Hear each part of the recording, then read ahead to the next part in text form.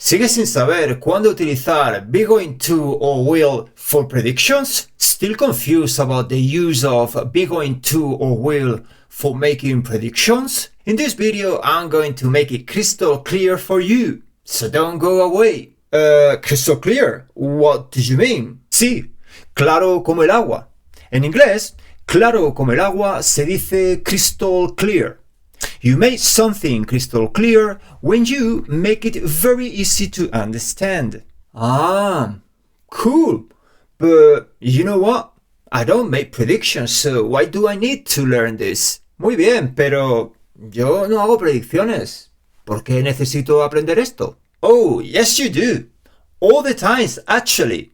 You just don't realize that you do. Let me give you some examples. We are going to see an increase in sales next quarter. Why does the speaker use be going to in this example? The answer is in the second part of the sentence. Because we are launching a new product line. The speaker uses that as an evidence for his prediction. He knows that because every time they launched a new product in the past, the sales increased. In predictions with be going to, there is a guarantee for that prediction to become true.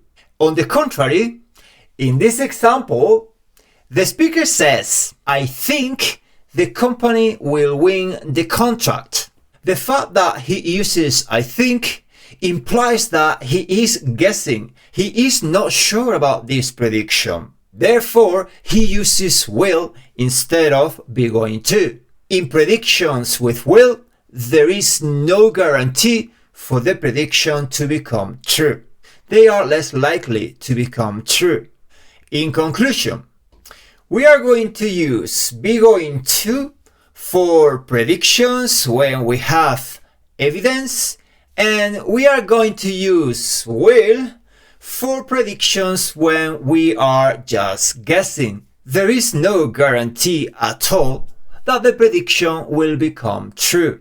Well, it is your turn now.